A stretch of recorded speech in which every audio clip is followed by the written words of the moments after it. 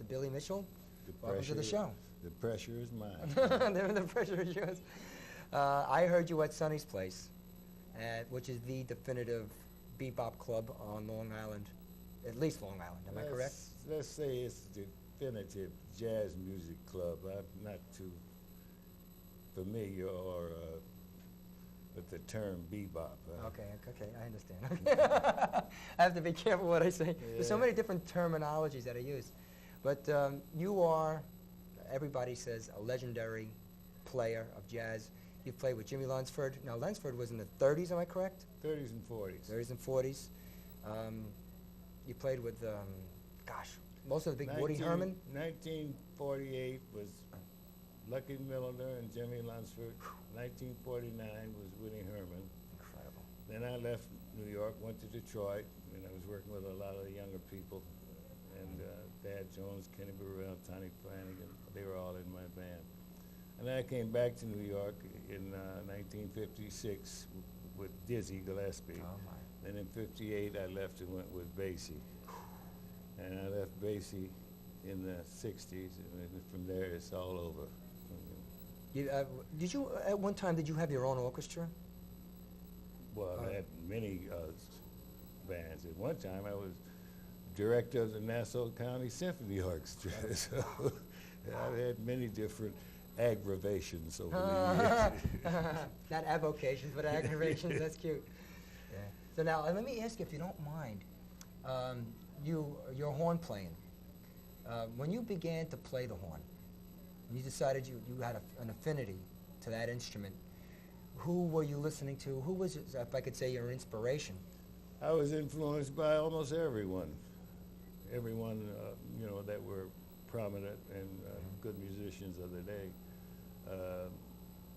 I think music is sort of like the ministry. It's a calling. You wow. know? It's not something you do really because you want to. It's something you do because you have to, because you can't find satisfaction doing anything else. Wow. And from the age of 10, I was smitten, so to speak. And since then, I was influenced by everyone, no matter what the instrument. And I think most musicians are. Well, a fellow like, say, Jelly Roll Morton on piano, recorded, say, in the late 20s, and during the 30s, I believe, too, up until the late 30s. They were like a Louis Armstrong, too. They were sort of, would you say, foundational blocks for what we would call jazz today? Yes, everything evolves. They're like even the music today is evolution for younger generations coming in and emulating what they heard, but naturally over the time their own interpretation begins to go into it, and that's what really brings about the evolution of jazz. One thing I want to ask you, before I forget, is your playing. You said you started playing when you were 10. Of course, there's a certain age where you begin to lock into the instrument, truly. It's like a love relationship. And the evolution of your playing, what has been one of the greatest changes that's taken place through the years? I really don't think I could pinpoint that. These things happen without you really being aware of them. That's right. I listen to things I did years ago, and I'm pretty much the same then.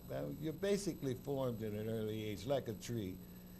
The way the twig is bent, so grows the tree. So you're basically formed in the first, let's say, 8, 9 years, But after that, then you begin to polish and change, because music is like everything else. We learn everything in this life by imitation. We learn to walk, talk, eat. So as a young musician, I listened to certain musicians that I like. I would try to imitate them and emulate what they were doing. And then as the years, and by doing that, when you imitate, you analyze also. And by doing that, and then gradually my own thing started coming into this. And I think that's basically pretty much what everyone has to do. So every individual, if he's truly a creative musician, will begin to express themselves as an individual. Yeah, he'll learn the formula, let's say, from imitating his peers, and then his own chemistry comes into play, and Yeah, that's wonderful. what brings the change. That's such a wonderful thing. Well, everything's like that, isn't it? It is, yes. Mhm. Now, if I'll use my terminology pretty vague, say first generation recorded jazz players. As I said, say late 20s, early 30s. Well, that was slightly before my time. Oh, I know that, I'm yes. I'm not quite that I'm not trying legendary. to date you. No, just to segue into the time element. And then, of course, after World War II, there was it upset the big bands, am I correct? The idea of having a big band was not as...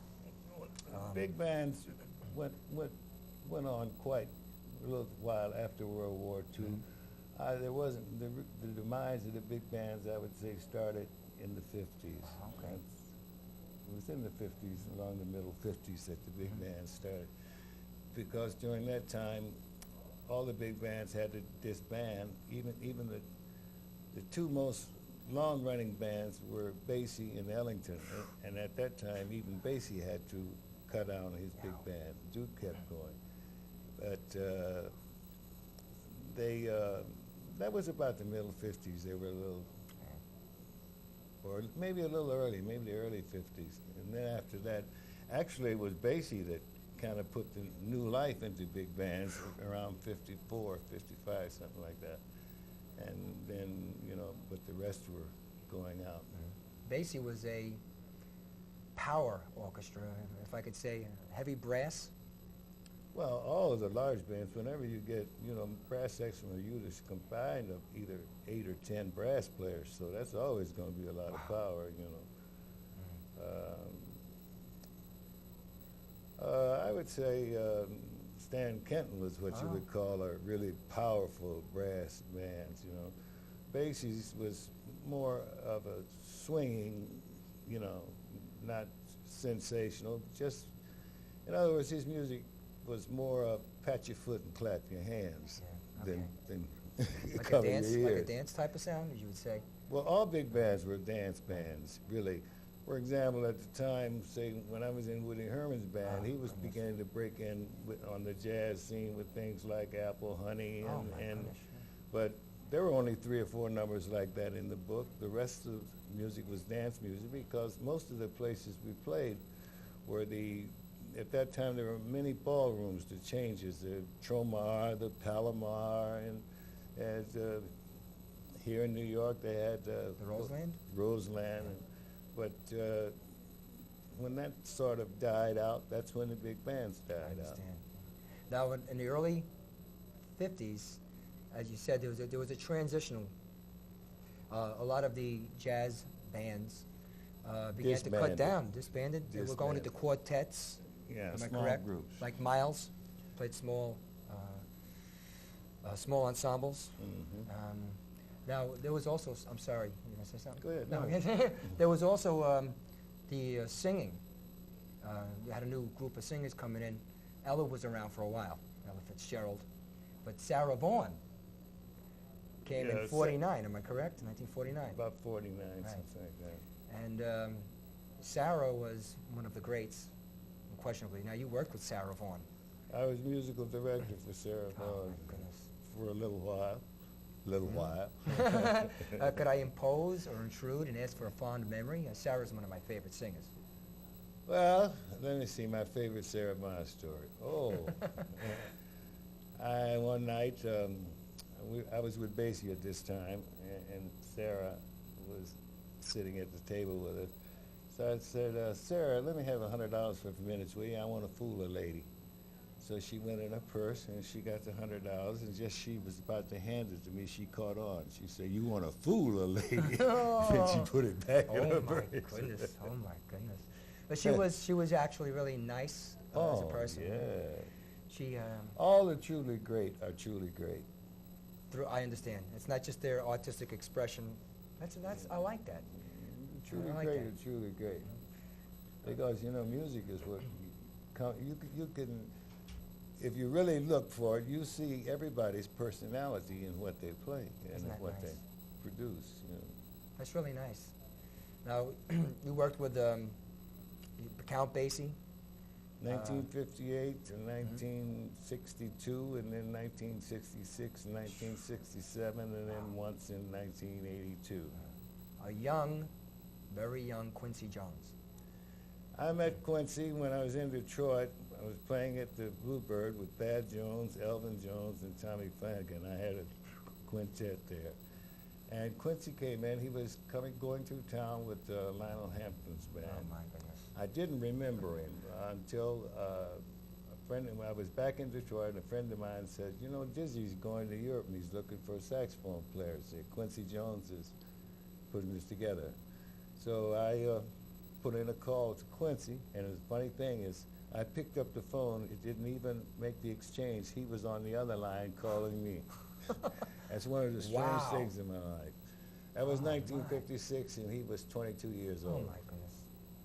Now, I mean, the younger generation would know Quincy Jones from his producing the Michael Jackson recordings. But he was a jazz orchestral arranger originally, am I correct? Quincy is a natural-born producer.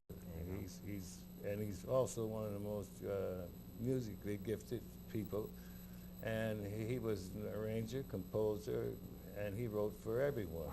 But he's just a young man with an amazing mind, and that's shown by the volume of work that he has. Another young artist getting started in the 1950s, Ray Charles. Ray, well, he and Quincy were boyhood friends. Is that so? I never knew that. And That's interesting. I met Ray in 1955 when I was in Chicago. And then when I came back to New York in 1956, the first record date I made was with Ray, Milt Jackson, Oscar Pettiford, Shadow Wilson, Skeeter Best, and myself. That was the first time back. As soon as I came back in 56 to join Dizzy. I haven't seen him but a couple times since then, because we did quite a few recordings in the 50s with Quincy. Quincy was doing all his work. And Ray Charles, you mean? Yeah, All of Quincy you and Ray. together. Wow. And I did quite a few recordings with him in 1956, 57, something like that. But I haven't, last time I saw him was in 1970 in London. I haven't seen him since, but I'm sure we're still the same. Oh, yeah, sure. Yeah. Now, let me ask you, in regard to, because you mentioned Europe, you travel back, you used to travel much more often, but you still go back and forth to Europe, as you said, 3 times a year. I go to Europe 3 times a year. Basically, why do you think maybe the Europeans are more open to jazz as an art form than Americans are? Well, I think it's part of that thing, you know, many people say, and I think there's some truth in it, that jazz music is the only original American art form. And you know how that is. A prophet is seldom revered in his own land. Yeah, you quote a lot from the Bible. I like that. Oh, is that where it comes from? Oh, sure. You know what you're talking about. That's nice. But the people in Europe are well versed, more so than the American people, on jazz. And for example, I was amazed the first time I went to Europe. People walked up to me and they knew my entire history and background, and they know it on most people like that. It's much bigger in Europe than it's more appreciated, I would think. Uh-huh. Well, the other thing is, in regard to, well, I don't know what to call it, because you don't want me to call it bebop jazz. But in regard to the music that you play, well, bebop, it's a type, you see, in order to talk about music, there has to be some terminology. And usually this terminology is never created by musicians. It's usually created by the journalists and the people who write about it, you know. For example, you know, I knew Charlie Parker and Dizzy Gillespie and all the people of my era most of my life, but I never heard either one of them refer to himself as a bebopper. Isn't that funny? And everything I read about myself, I'm a bebopper, but I never. That's so strange. Wow. But it's necessary. You know, you have to have a title for something in order to discuss it. You know. But the terminology confuses me these days. There's modern jazz, cool jazz, hot jazz, progressive jazz, bebop, rhythm and blues, rock and roll. For example, rhythm and blues, that was all jazz, dance music. That was all the same thing in my time. It's just 12 notes.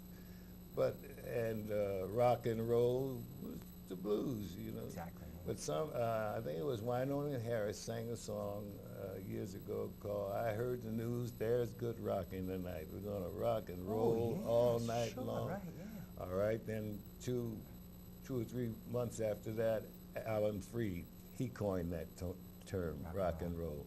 But actually, I think it came out of the lyrics of that song. I don't doubt it. Crossover, because you mentioned it, the transition.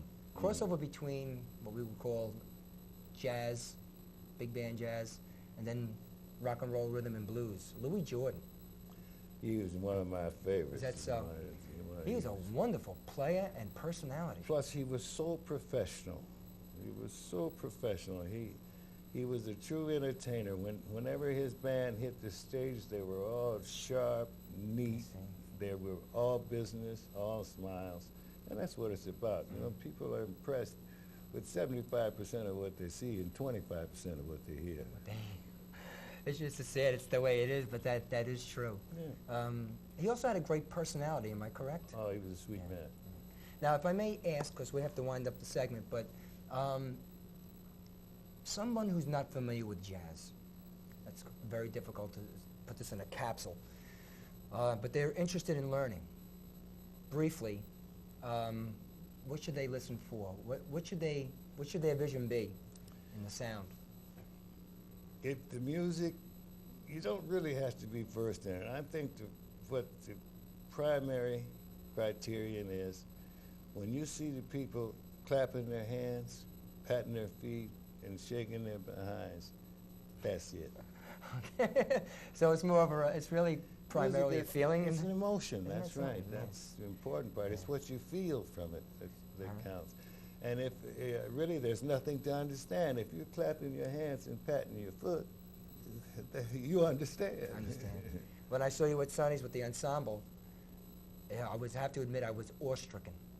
Every player was phenomenal. Well, Sonny's place is a strictly true jazz place. You know, that's what the whole purpose of the place is. Yeah, we need more of that. I think professional musicians of any style of music should go and learn and be inspired.